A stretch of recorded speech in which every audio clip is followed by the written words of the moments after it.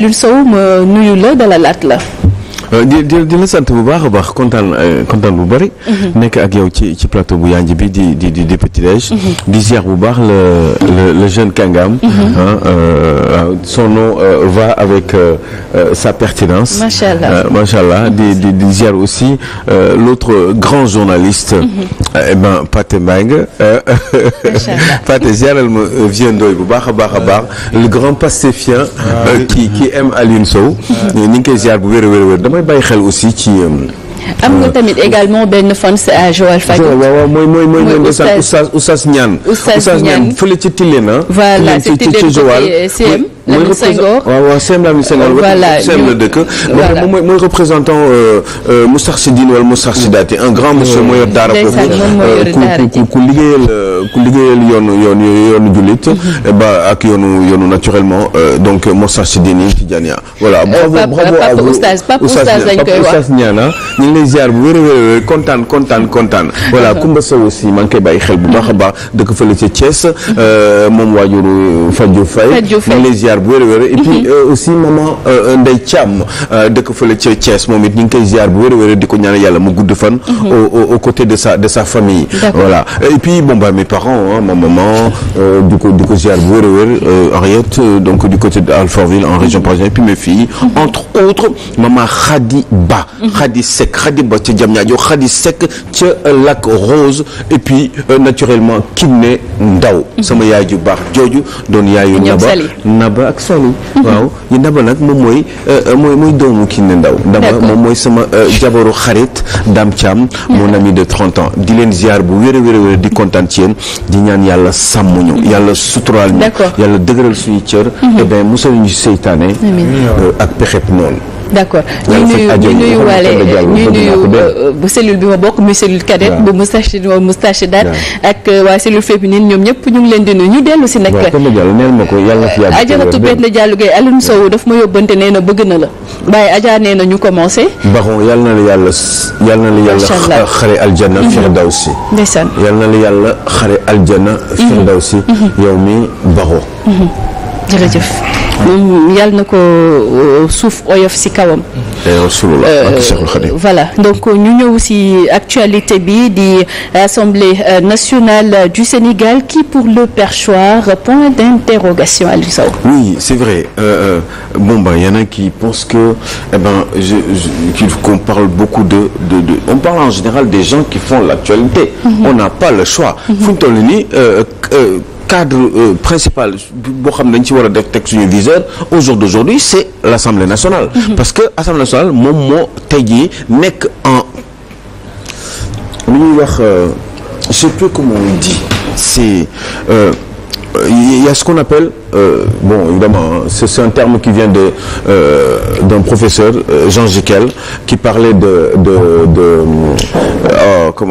comment il le disait Jean Jekel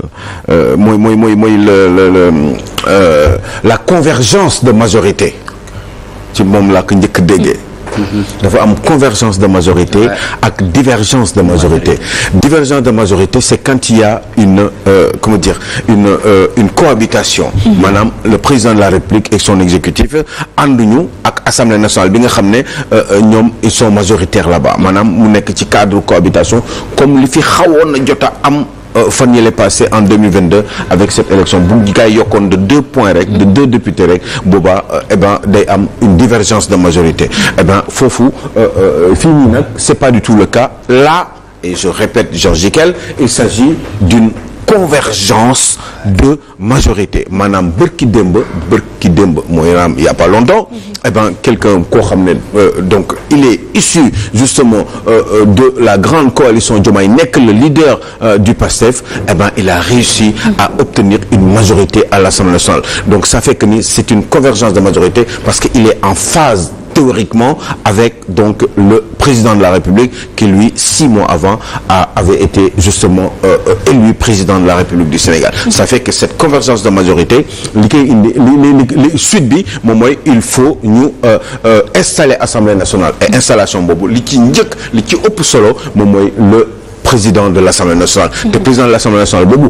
rappeler aux Sénégalais que moom mooy jiite moom mooy nekk ci ordre protocolaire Sénégal et bien moom mooy jiite moom moo topp ci président de la République maanaam tey jii nii le président de la République tey bu amoon ay défaillance wala am un cas de force majeure qui l'empêche de poursuivre justement son mandat eh bien ki ko war a remplacer théoriquement ça serait le président de l'Assemblée nationale pour un temps naturellement déterminé histoire de réorganiser des élections et ce temps-là théoriquement légalement ça fait 90 jours pour organiser des élections waaye moment boobu président boobu di ko remplacer dafay am ay limites ci certaines de ses prérogatives maanaam du lépp la mën a def comme yenn nomination yi aux emplois civils et militaires il ne pourra plus le faire il sera juste là pour tenir le pays en attendant des nouvelles élections donc activité kii courant yi rek lay def affaire courant yi rek lay gérer en attendant justement qu'il y ait un nouveau président de la République qui serait élu donc moom théoriquement moom mooy numéro 2 bu moo topp ci président de la République président Assemblée nationale boobu waaye léegi problème bi moom mooy comme am nañu léegi convergence de majorité le leader du PASTEF a gagné haut la main avec 130 députés sur 165 députés eh bien dem nañu def conclave à Saly eh bien foofu jóge nañu fa waaye bu ñu fa jógee léegi installation bi ça va être très rapide parce que xam nga lu tax ndax yu bëri dañ ko war a lijjanti budget bi il faut ñu lijjanti ko 2025 donc il faut que Assemblée nationale installé wu très rapidement avant pratiquement le 15 décembre pour que gars yi mën a engagé job bi dóor mu daanu ndax ñu mën a xam Sénégal lan mooy nan la nar a organisé wu par rapport au budget 2025 loolu yëpp bu ñu ko waree def il faut que ñu jiital kenn après les commissions tout ça installation loolu amul solo trop li ëpp solo mooy la présidence de l'Assemblée nationale waaye kan moo koy jiite Ousmane Sonko eh ben je n'en sais rien. Moi, franchement, c'est une question. Mais maintenant, bu doon Ousmane Sonko lan nga siy wax. C'est-à-dire que bu doon Ousmane Sonko, eh bien, ça serait logique. Parce que fii dañ kaa fal.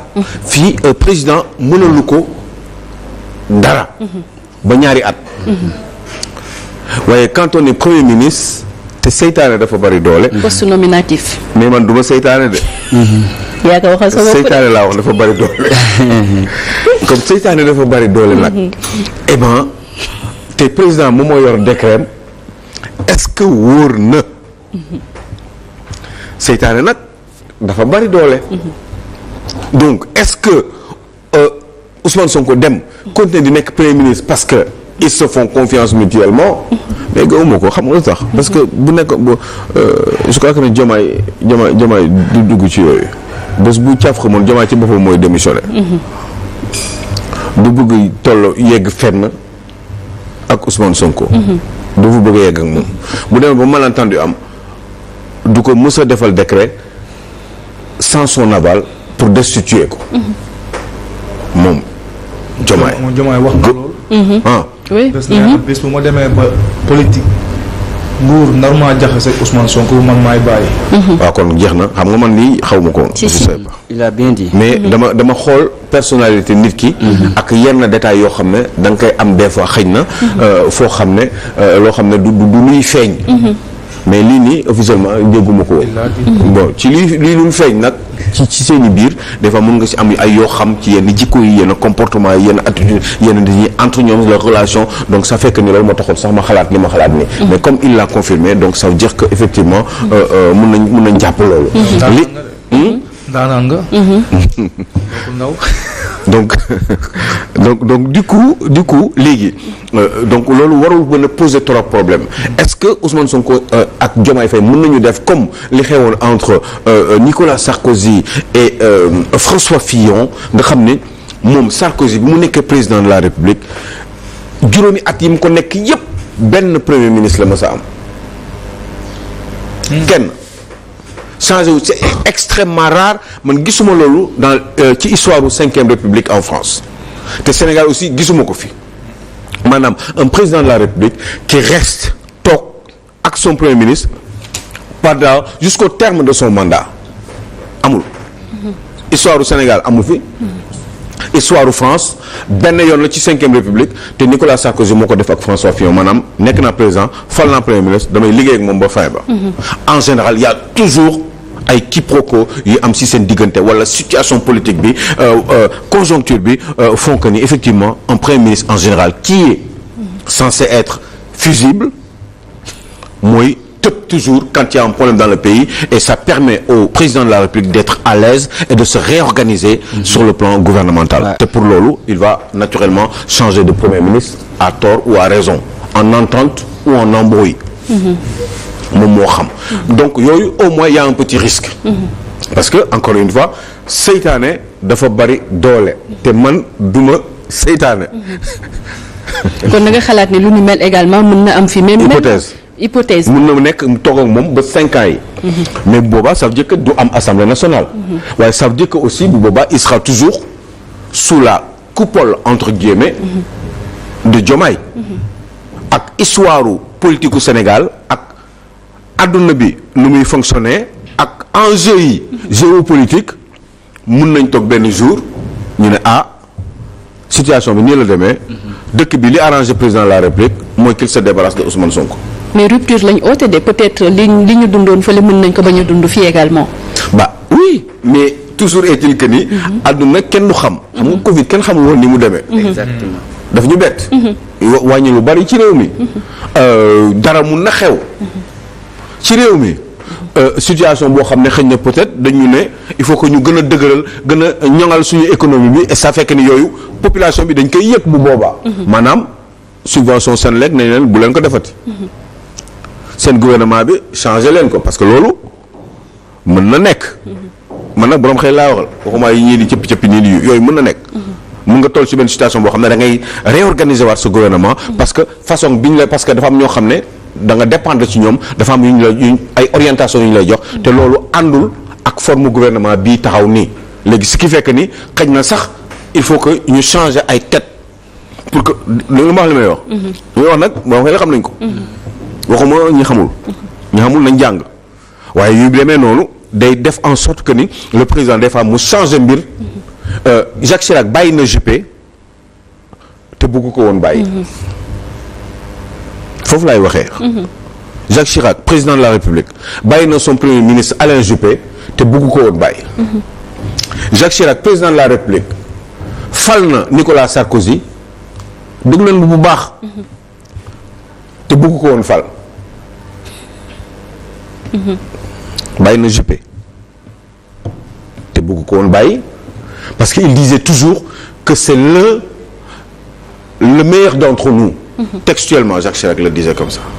Il a toujours pensé que Juppé moo leen gën a ay ñoom ñëpp même moom. et que son souhait c'était que Juppé remplacé ko. waaye il y avait un jeune garçon Tony Truant nekk politique nekk un jeune avocat boo xam ne il n'a jamais lâché l'affaire. kooku moo mujjee nekk président te bëgg ko woon. boo gisee may wax loolu. c'est parce que cas yooyu mun nay am toujours ci biir ci landerneau politique sénégalais. kenn xamul. donc est-ce que dafay téye Ousmane Sonko wala dañ ciy déggoo gérer pendant 4 ans yi des. wala est-ce que day dem assemblée nationale mais bu boobaa au moins ñaari at Diomaye day obligé déglu ko par force. dans l'hypothèse où ñàkk déggoo dafa am. parce que nag il aura sa majorité à l'Assemblée nationale parce que bii ce n'est pas forcément la majorité du président de la République mais c'est la majorité de Ousmane Sonko. parce qu'il sera disons la vérité. la deuxième personnalité de l'État. bien sûr. alors que théoriquement. ci suñu système politique sénégalais. une majorité qui sort toujours kenn xalaatul naan Abdou Mbaye premier ministre moom moo doon. moom moo woon assemblée nationale ñëpp xamoon nañu ni président de la république moo ko moom. kenn xalaatul ne deuxième mandat Macky Sall président de la république keneen moo ko moom wala benn premier ministre qui que ce soit. kenn xalaatul ne Ablaye Wade c'était pareil. le président de la république moom assemblée nationale moo tax bi mu bëggee bi carte gi kii si la ñëw changer assemblée nationale def léegi ni le président chaque année dañ koy fal. alors que le président normalement de l'assemblée nationale juróomi at lañ ko daan fal. bu ñu ko falee c'est fini. moom président de la République mu ñëw changé loolu Abdoulaye. bi mu ko soobee. pour wax la ni rek ni président de la République moom Assemblée nationale c'est sa propriété parce que on n'est pas véritablement dans un système de séparation des pouvoirs. En tout cas pas de séparation rigide des pouvoirs comme je le dis souvent. amul. Le Sénégal est un régime parlementaire avec des prérogatives supplémentaires ou subsidiaires consacrées à l'avantage du président de la République. Suite à ce qui s'est passé en 1962 bi nga xam ne le Premier ministre boobu on avait un régime parlementaire rigide avec un Premier ministre qui s'appelait qu'on appelait le président du Conseil qui était très fort moo doon Mamadou Dia boobu président amul woon doole. ci xeex boobu bi mu jàllee la ñu jox doole léegi président de la République ki ko def mooy ki ñu isolé woon moo doon Léopold Sédar Senghor ki ko isolé woon et ce n'était pas de sa faute mooy Mamadou Dia te Mamadou Dia moom moo ko isolé woon. loolu daf ko fi fekk parce que régime boobu type de régime boobu moo amoon. président premier ministre moom mooy déterminer ak di conduire la politique de la nation alors que au jour d'aujourd'hui au Sénégal c'est le président de la République qui détermine la politique de la nation. Il peut la faire conduire par un premier ministre. Bien sûr. Mais c'est lui qui la détermine théoriquement. Mais bii nii dafa am yu doy waar yoo xam ne kenn bind ko mais daf fi nekk mooy le premier ministre en tout cas concomitamment ci sama gis-gis donte binduñu ko concurremment moom ak président de la République ñooy déterminer la politique de la nation. D'accord.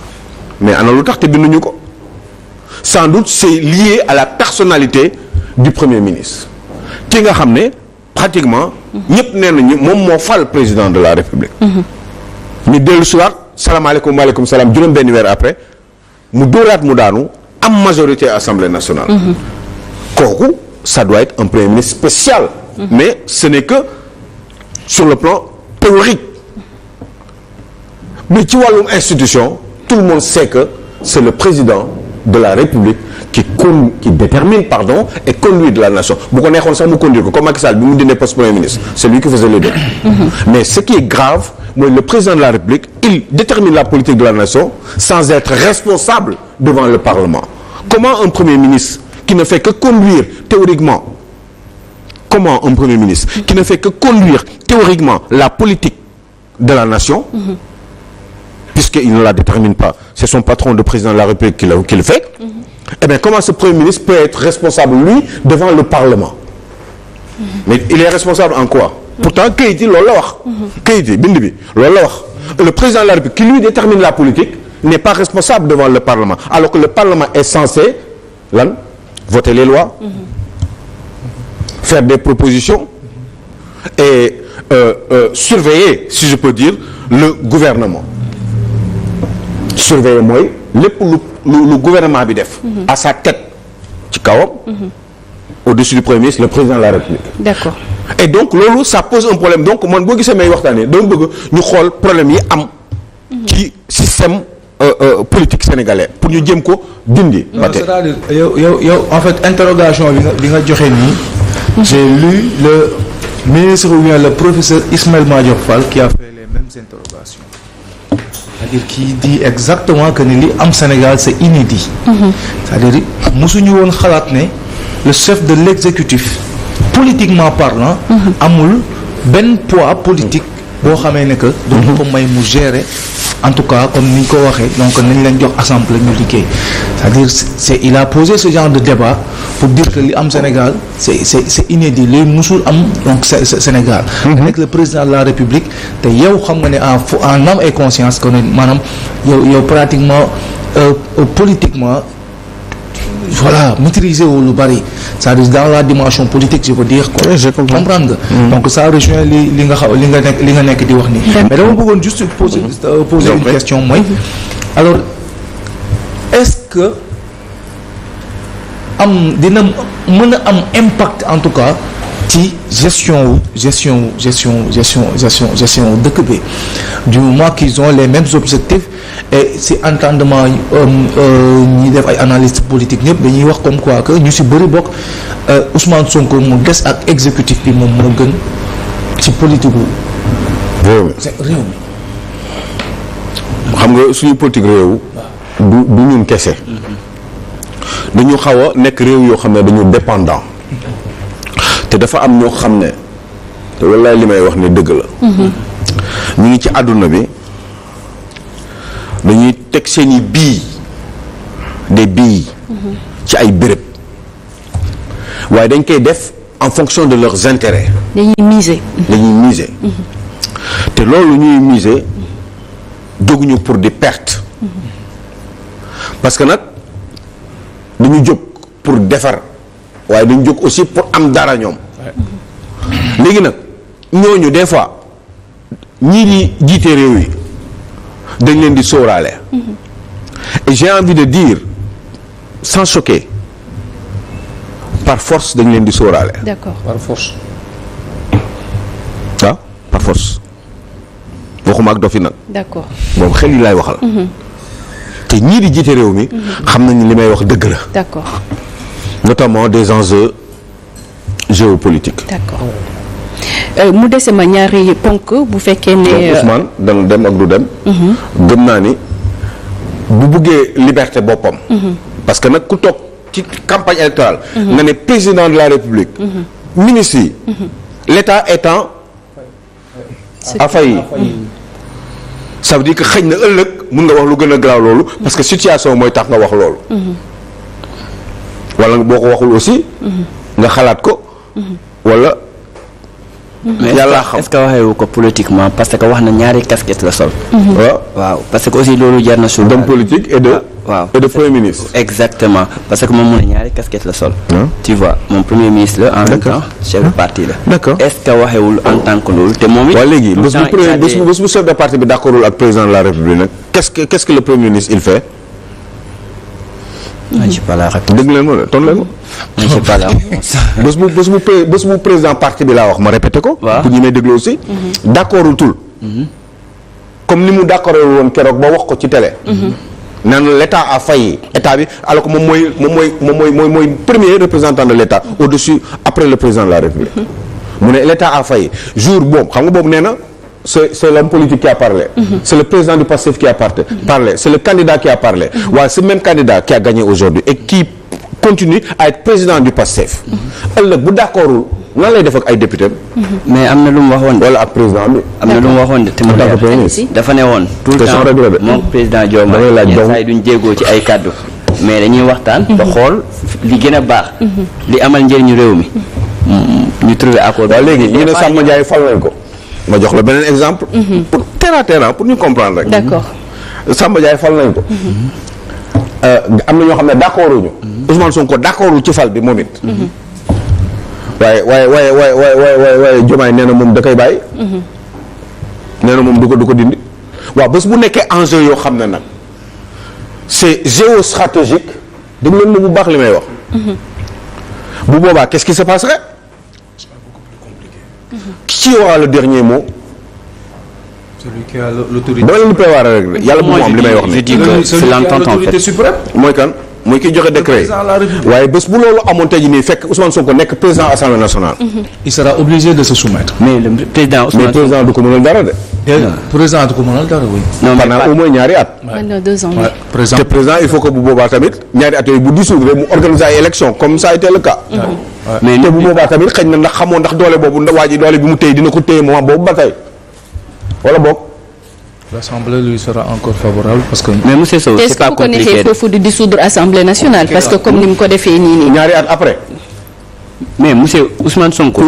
président Diomaye mooy président am. donc concertation moo man fay am waxuma li ñuy wax. man damay wax les actes qui sont posés. maam li muy nangu ak lu mu nangu quoi moom. non wax mais oui mais pourtant wax na li muy wax benn lañu mais pourtant keroog nee na ko man Samba Ndiaye du ma ko dàq. loolu ngeen dëgg waaye man du ma ko dàq. ba pare mu jaral ko mu taxaw ci télé bi moom président de la République wax li muy wax. leeral ko wane ni moom mooy président de la République amoo dem. ñu ne ko yow Ousmane Sonko li mu ci xalaat lan nga ci xalaat. mu ne loolu waxam la. d'accord. wala boog. li ngay wax c'est très important mais il faut qu'on avance.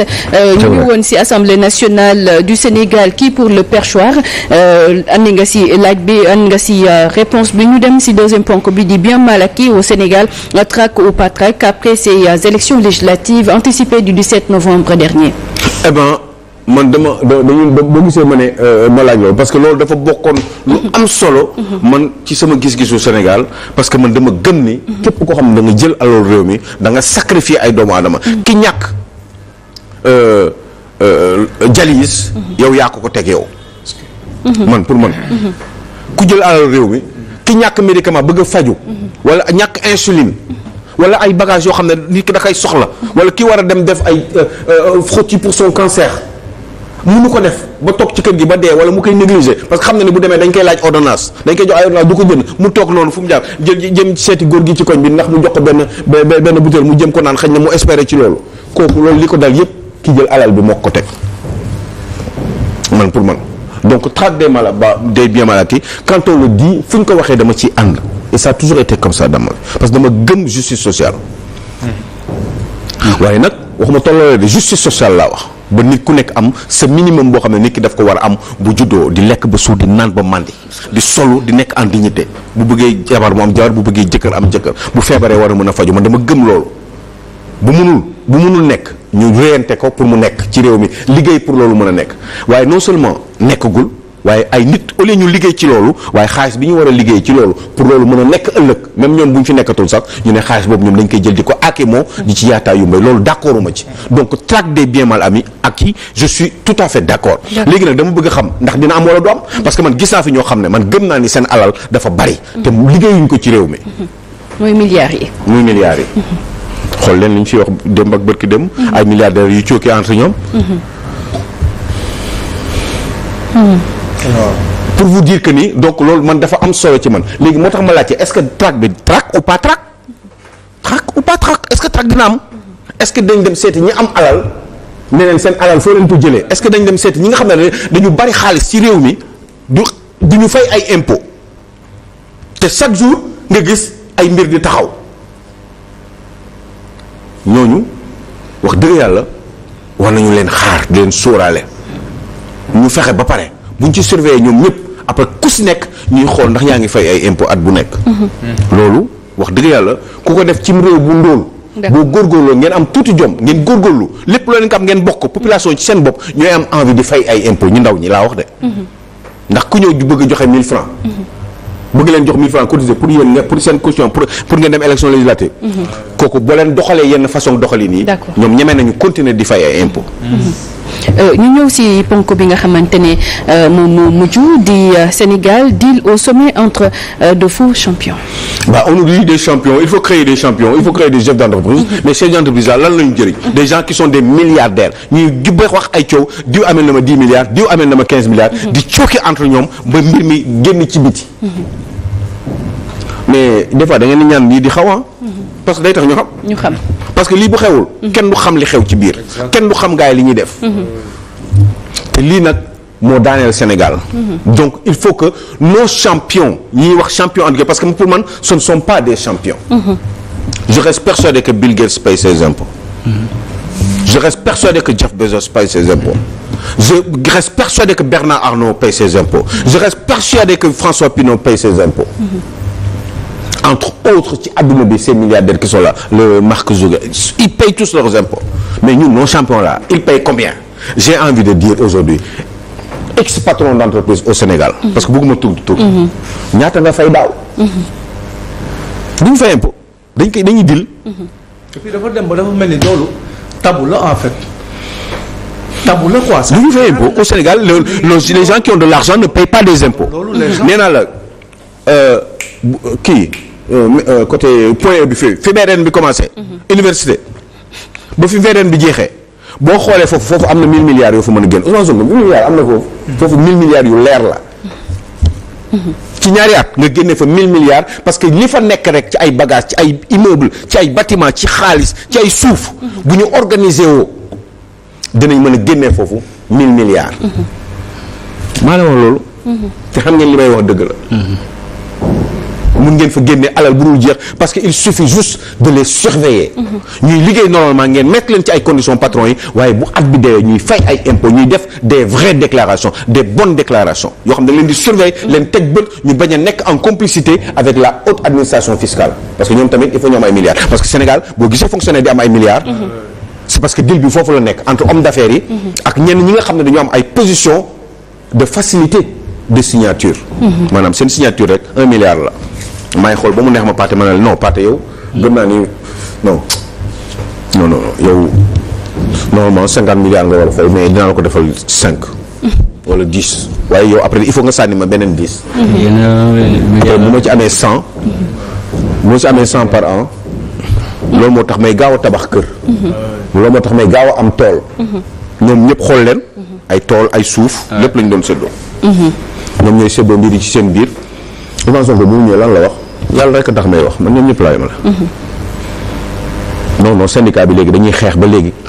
bépp suuf bu ñuy dagg ci Sénégal inspecteur des impôts yi dañ ciy am 15%. est-ce que c'est normal. fonds commun yi est-ce que c'est normal est-ce que inspecteur des impôts yi laa wax ñoom ma ne laa wax est-ce que des impôts est-ce que war nañu dem bay retraité di continuer sax di am fonds commun li ma wax am na wala amul inspecteur des impôts. dañuy dem xam nga dañuy wax fonds commun dañuy wax dañ koy dindi waaye da ngay dem ba retraité ñu jox ko ne di la joxaat fonds commun. au moins 2 ans il me semble waaye wax leen ma ndax amul. D'accord. donc yii nii la ñu war a dindi pour yaxanal alal réew mi dugal ko dans les urgences. D'accord. parce que y en a qui ne peuvent pas manger. y en a qui ne peuvent pas se soigner.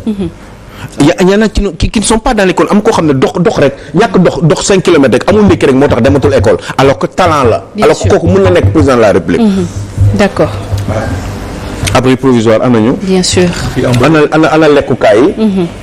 ñenn ñi rek ñooy am xaalis. ñenn ñi rek ñenn béréb yi rek ngay am xaalis. D'accord. ñooy ñëw jël péage bi le vendredi soir dem seen yoon. ñenn ñi nekk di trinquer ci àllu ci diggu Kër Massar yi wala ci Pikine wala ci yenn béréb yi wala ci yenn béréb yi ay Sébikotane. la pauvreté gangrène ce pays. y a un xam nga. gis nga on fait comme l'Italie. Italie l'État est pauvre entre guillemets. Ouais. Je m'entends bien. Mais les Italiens sont riches. Ouais. Il faut qu'on fasse en sorte qu'on ait une bonne classe moyenne. maanaam classe moyenne baate mu bari ay millionnaires ak ay milliardaires. D'accord. ñu tas ko mooy dafa am extrêmement beaucoup de milliardaires. et énormément de pauvres. D'accord ñu bàyyi la nga tàggatoo. qui amassent l'argent du pays. Bien sûr. yàlla na yàlla sàmm. amiin incha allah yàlla na yàlla suturaal. yàlla dëgëral suñu cër musal ñu seytaane. sëñ Pape Niane Oustaz ñu ngi lay ziar bu wér a wér. Oustaz Ablaye Niane Ablaye Niane yow mi nekk ci leen fële. ca Joal ca CM ba wetu CM ba. eh ben ñu ngi lay sant bu baax CM Lamine Senghor. voilà di la sant bu baax a baax. kontaan ci yow. eh ben gërëm leen dites juste à ma maman. que je l'aime très très fort. D'accord. di ko ziar bu wér a wér. sëñ Moustapha Saliou yàlla nga fi yàgg te wér. yow ak sa kilifa googee. di sëñ Mountakha. di bàyyi xel sëñ Maay Ñas. di bàyyi xel sëñ Sëriñ Thiaw bi nekk ca Laayeen yi. ak képp koo xam ne famille Seck. ak ñëpp ñu leen di ziar bu wér a wér di ñaan yàlla ngeen ñaanal suñu réew mi dox. seytaane ñu daxal ñu seytaane.